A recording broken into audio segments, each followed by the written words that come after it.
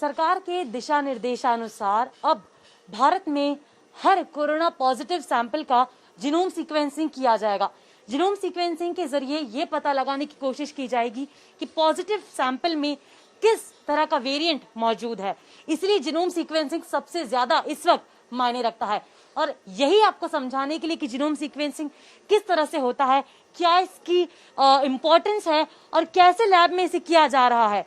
हम मौजूद हैं दिल्ली के एलएनजेपी अस्पताल में, जो कहा जाता है कि कोविड का सबसे बड़ा अस्पताल है, और यहाँ पर हम आपको एक्सक्लूसिव तस्वीरों के जरिए बताएंगे कि लैब में जो जीनोम सीक्वेंसिंग है वो स्टेप बाय स्टेप किस तरह से की जा रही है। तो सबसे पहले हम बात करेंगे डॉक्टर सुरेश कुमार जी से, जो एलएनजेपी अस्पताल के डायरेक्टर हैं, और सबसे पहले इनसे जानेंगे कि यहाँ पर डेली कितने सैंपल्स आते हैं, सैंपलिंग किस तरह से हो रही है। सर, आप हमें यदि एक बार लैब में बता पाए अंदर आकर कि सर यहाँ पर सैंपलिंग जो है वो किस तरह से हो रही है और क्या कुछ खास है यहाँ की लैब में। This is a dedicated gene sequencing lab. इसमें कोविड के टाइम में हमने काफ़ी सारा जो सेकेंड वेव के बाद में जो भी सैंपल आए उनको हमने एनालाइज किया, और आप देखेंगे जो भी पेशेंट RT-PCR जिसका पॉजिटिव होता है उसका सबसे पहले हम RNA एक्सट्रैक्शन करते हैं। RNA जब हमें मिलता है, RNA एक्सट्रैक्शन करने के बाद आपने देखा होगा कि यह -78 डिग्री टेम्परेचर है, इस पर RNA सैंपल को स्टोर करते हैं। RNA सैंपल जब यहाँ स्टोर होता है उसके बाद, क्योंकि RNA is not stable at the room temperature, room temperature पे वो नष्ट हो जाता है, खराब हो जाता है, तो उसके लिए आइस पैक में हम रखते हैं ताकि वो RNA खराब नहीं हो। तो उसके बाद आइस पैक्स से यहाँ पे लेके आते हैं, और उसके बाद डॉक्टर साहब आपको बताएंगे जो फर्दर प्रक्रिया है। बहुत एडवांस्ड मोलिकुलर PCR लैब है जिसमें कि सीक्वेंसिंग होती है और ये पता लगाते हैं कि अल्फा वेरिएंट है, बीटा है, डेल्टा है, ओमिक्रॉन है, या ओमिक्रॉन का कौन सा सब वेरिएंट है। जैसे कि हमने देखा कि दिल्ली में HBV वेरिएंट 80 to 90% सैंपल में हमें देखने को मिला। सर, आपने यहाँ पर वेरिएंट का जिक्र किया, तो BF7 की सबसे ज्यादा इस वक्त चर्चा की जा रही है, क्योंकि वही वेरिएंट है जो अभी फिलहाल चाइना में मौजूद है और भारत के इसके पहले केसेस पाए गए थे। तो क्या यहाँ पर भी अभी फिलहाल उसी पर रिसर्च की जा रही है? BF7 का अभी हमें एक भी मामला देखने को नहीं मिला है, क्योंकि अभी कोविड का RT-PCR जो पॉजिटिविटी रेट है वो बहुत कम है। आप देखिए 0.5% से भी कम है, 0.14% है, यानी कि नए पेशेंट्स अभी कम हैं। सो जब पेशेंट को RT-PCR पॉजिटिव सैंपल होगा तभी हम उसका RNA निकाल पाएंगे, और वो सैंपल यहाँ लैब में आता है। क्योंकि पेशेंट बहुत कम है इसलिए अभी सैंपल बहुत कम आ रहे हैं, और BF7 का अभी एक भी मामला हमें दिल्ली में देखने को नहीं मिला है। जो भी मामले हमें कोविड के मिले हैं उसमें सब में ओल्डर वेरिएंट HBB वेरिएंट ही मिला है, और वो ओमिक्रॉन का ही सब वेरिएंट है। एक दिन में लगभग कितने सैंपल्स आ रहे हैं सर आपके पास? हमारे पास अभी तो 10 से भी कम सैंपल आ रहे हैं, लेस देन 10 सैंपल। पर जब ज्यादा पेशेंट होते हैं, पॉजिटिविटी बढ़ती है, तो सैंपल की संख्या भी बढ़ती है। हमारा जो लैब का कैपेसिटी है वो 300 सैंपल पर डे तक हम हैंडल कर सकते हैं। 300 सैंपल्स RT-PCR यदि पॉजिटिव है तो वो हम इस लैब में हैंडल कर सकते हैं। अभी कहा जा सकता है कि पैनिक की सिचुएशन फिलहाल नहीं है। अभी पैनिक होने की आवश्यकता नहीं है। अभी हमें ज्यादा अलर्ट रहने की आवश्यकता है, सावधान रहने की आवश्यकता है, और हमें ज्यादा से ज्यादा जो कोविड के प्रोटोकॉल्स हैं, जैसे कि मैंने बताया कि आपको मास्क का प्रयोग करना है, और आपको जो कोविड का बूस्टर डोज है उस पर आपको फोकस करना है। तो अब हम आपको बताते हैं कि किस तरह से यहाँ पर लैब में जीनोम सीक्वेंसिंग की प्रक्रिया जो है वो हो रही है। सबसे पहले जगन्नाथ आप वहां बताइए, यहाँ पर यह है अल्ट्रा लो टेम्परेचर फ्रीजर, जहाँ पर माइनस लगभग 80 डिग्री के टेम्परेचर पर यहाँ पर जो सैंपल्स आते हैं, पॉजिटिव सैंपल्स, उन्हें इसी रेफ्रिजरेटर में रखा जाता है। यहाँ पर इस रेफ्रिजरेटर में इन्हें रखने के बाद इन्हें यहाँ पर लाया जाता है, स्टेबल फॉर्म में लाया जाता है, और स्टेबल फॉर्म में लाए जाने के बाद इन्हें यहाँ पर इस तरह से इनका हम कह सकते हैं एम्प्लीफिकेशन जो होता है तकनीकी भाषा में, वो किया जाता है। डॉक्टर सुमेश, इस वक्त क्या यदि हम ये प्रोसेस समझा पाए कि यहाँ पर इस वक्त क्या चल रहा है? मैम, इस वक्त क्या है कि आपने RNA सैंपल्स -75 डिग्री से निकाला है, और आपने उसको रूम टेम्परेचर पे एक स्टेबल फॉर्म में कन्वर्ट करने के लिए आप cDNA में उसे कन्वर्ट कर रहे हैं। तो cDNA में कन्वर्ट करने के लिए एक सैंपल प्रिपरेशन होता है, जिसमें आपको एक डिफरेंट टाइप के एंजाइम डालने होते हैं जो उस अनस्टेबल कंपोनेंट को स्टेबल कंपोनेंट में चेंज करने में हेल्प करते हैं। और वंस आप वो सारे रिएजेंट्स में डाल देते हैं, उसके बाद उसको हम वापस से थर्मल साइक्लर में ऐड करते हैं, जो 5 से 10 थर्मल साइक्लर है ये वाला, जो 5 से 10 मिनट के अंदर उस अनस्टेबल RNA को एक स्टेबल कॉम्प्लीमेंट्री DNA में कन्वर्ट कर देता है। जब एक बार वो कन्वर्ट हो जाता है तो उसके बाद फिर हम उसमें SARS-CoV-2 वायरस की जो पूरा जीनोम है उसको हम एम्पलीफाई करते हैं। तो डिपेंडिंग अपॉन द नंबर, उस हिसाब से नंबर ऑफ सैंपल्स आपकी लाइब्रेरी एम्पलीफाई की होती है, और उन सारे सैंपल्स को हम पूल कर देते हैं, और पूल करने में हम हर सैंपल्स को एक अलग अलग डिफरेंशिएटर के साथ टैग कर देते हैं, जिसको हम बारकोड्स कहते हैं। तो हर एक इंडिविजुअल सैंपल्स का एक यूनिक बारकोड हो जाता है। उसके बाद उन सारे पूल सैंपल्स को हम प्यूरिफाई करते हैं, और प्यूरिफाई करने के बाद हम मशीन पे जो उसकी एक डिजायर्ड स्ट्रेंथ है, क्योंकि आप किसी भी मशीन पे कोई भी सैंपल लोड करने से पहले एक डिजायर्ड स्ट्रेंथ पे आपको मीट करना होता है। वो मशीन की लिमिटेशन है कि उससे नीचे स्ट्रेंथ का सैंपल वो एक्सेप्ट नहीं करेगी। इस वक्त ये क्या कर रहे हैं, आप हमें बता पाएंगे? अभी ये CDNA में इसको कन्वर्ट कर रहे हैं। जैसे ही ये CDNA में कन्वर्ट होगा, उसके कम से कम 10 मिनट लगेंगे, और CDNA में कन्वर्ट होने के बाद फिर ये सैंपल रेडी होगा, जिसमें आप SARS-CoV-2 वायरस के पूरे जीनोम को एम्पलीफाई कर सकते हैं। यहाँ पर आपने कहा कि एम्पलीफिकेशन होगा, 10 मिनट का वक्त लगेगा। उसके बाद यहाँ पर भी कुछ अपैरेटस हमें नजर आ रहा है। इसके बाद सर क्या होता है? इसके बाद एम्पलीफिकेशन के बाद एक पूरा प्रोसेस होता है, जिसमें आप उसको क्लीन करते हो, आप उसको मिक्स करते हो, आप उसको सेंट्रीफ्यूज करते हो, ताकि बॉटम में आपके पास रिएजेंट्स आए, उनको पैलेट को आप सस्पेंशन को आप स्पूल आउट करते हो। तो इन सारी चीज की प्रोसीजर के लिए आपके पास इंस्ट्रूमेंट और पूरा वर्क बेंच होता है।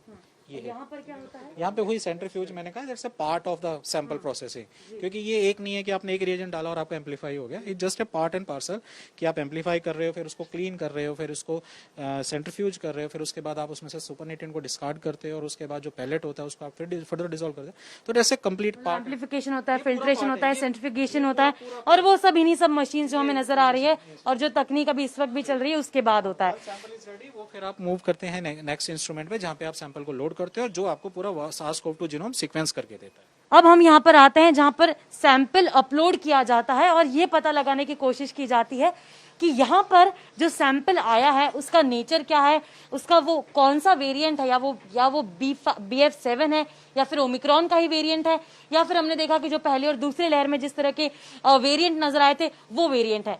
डॉक्टर सुनील, ये बताइए कि सैंपल वहां से आया, एम्पलीफाई हो गया, प्यूरिफाई हो गया, फिल्टर हो गया, सब कुछ हो गया। यहाँ पर 4 से 5 तरह की अलग अलग मशीन दिख रही हैं। स्टेप बाय स्टेप हमें सबसे पहले समझाइए कि वहां से सैंपल आता है फिर कहाँ जाता है। तो the sample comes here, Hindi में द सैंपल आ जाता है इधर। तो हमको सैंपल जो आ गया उसको हमको लोड करना पड़ता है इसमें। कैसे होती है लोडिंग, आप बता पाएंगे? वो सैंपल लोड करने के लिए हमको जो भी वो प्रिपरेशन बनाया, जो भी उधर से आया है, उसको हम लेके आके उसको 75 माइक्रोलीटर्स लेना पड़ेगा। उसको जो रखा है ना इंस्ट्रूमेंट में, इसमें हम लोड करते हैं।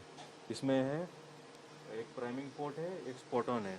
तो प्राइमिंग पोर्ट में हम सैंपल लोड करते हैं। ये सैंपल लोडिंग आप बता सकते हैं एक बार किस तरह से होती है?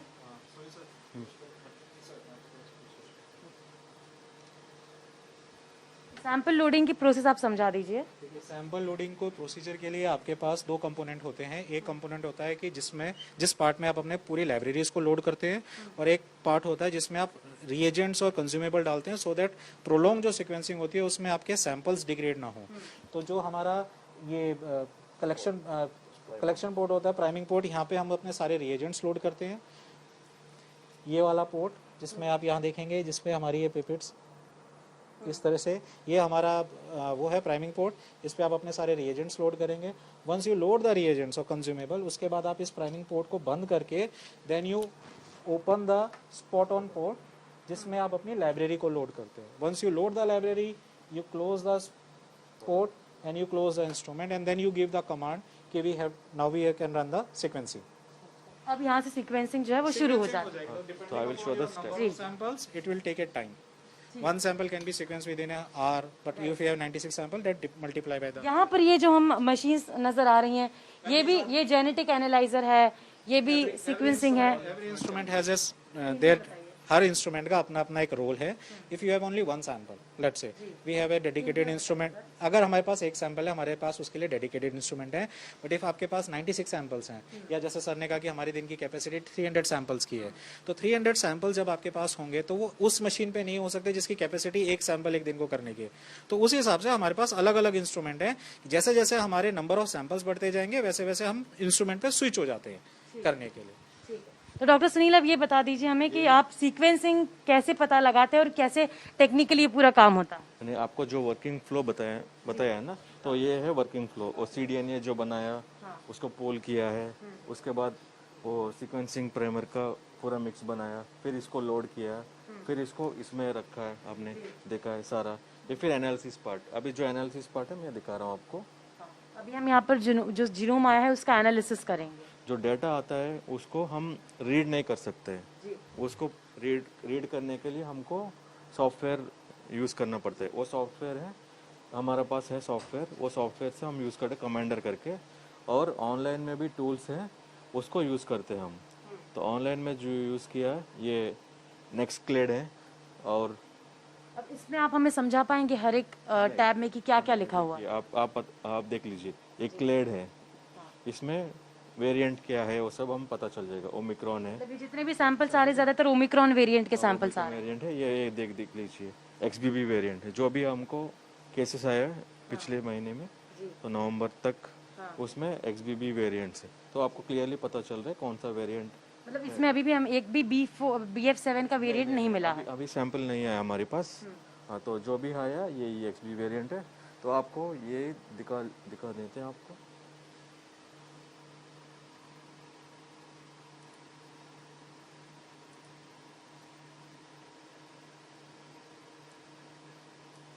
ये आपको दिखा रहा हूँ, ये है क्लेड बोलते हैं इसको। तो कहाँ से पहले आया है ना 20A, जो स्टार्टिंग में वुहान में जो आया उसका बाद में ये 20B बन गया। फिर अभी जो हो रहा है तो ये है, देख लीजिए, ओमिक्रॉन का 22F। तो ये क्या है सर? ये सब वेरिएंट्स है, ये सारा क्लेड से अलग अलग वेरिएंट्स का। ये ओमिक्रॉन का देखिए, आपको क्लियर पता चल जाएगा एक वो पेशेंट का कितना उसमें क्या क्या म्यूटेशंस है वो सब। एक बार वो वाली स्लाइड खोल लीजिए इससे पहले। ये दूसरा है, हमने पहले से किया है ना, एक वेरिएंट को आपको क्लियरली पता चल जाएगा कैसे चेंज हुआ है, अब से स्टार्टिंग से लेके अब तक कैसे कैसे चेंज हो रहा है। तो ये BA.2, BA.2.1, ये सब ओमिक्रॉन का सब वेरिएंट्स है ये सारा। सबसे पहले जो स्लाइड खोली थी वो बता दीजिए।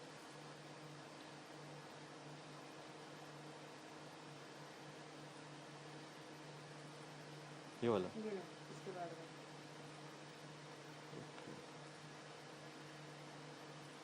ओके वो शीट। ओके मैम, हाँ ये। तो इसमें क्वालिटी कैसे है वो सब भी पता चल जाए आपको। तो इतना क्वालिटी आया है, आपको पूरा क्लियरली पता चल जाएगा। तो देखिए मोटे तौर पर यहाँ पर हमने समझा कि किस तरह से जीनोम सीक्वेंसिंग हो रही है, सैंपल्स आ रहे हैं और यहाँ पर किस तरह से आइडेंटिफाई किया जा रहा है।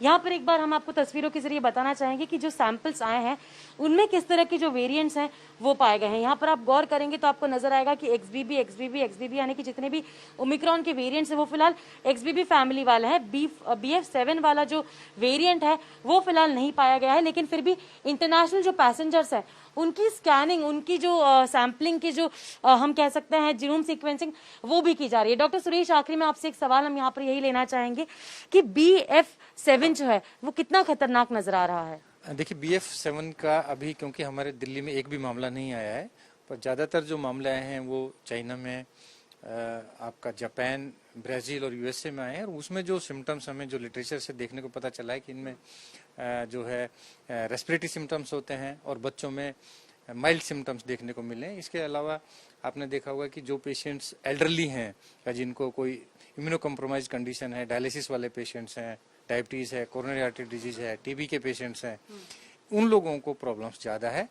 और क्योंकि अभी ये BF7 का प्रारंभिक स्टेज है इंडिया में, तो आने वाले टाइम में हमें ज़्यादा से ज़्यादा इसकी जानकारी मिलेगी।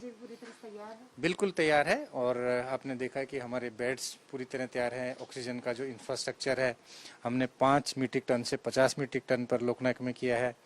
ICU के बेड्स 450 इंक्लूडिंग ऑक्सीजन बेड्स हैं। डेडिकेटेड लेबर रूम है, यदि कोई कोविड पॉजिटिव महिला आती है तो उसके लिए, और बच्चों के लिए neonatal ICU, paediatric ICU, everything is in place, and we are upgrading our staff's knowledge by doing regular updates, CME, and we are holding that all the healthcare workers that they are reassured and they must follow the COVID guidelines. तो ये थी हमारी LNJP के genome sequencing lab से exclusive report.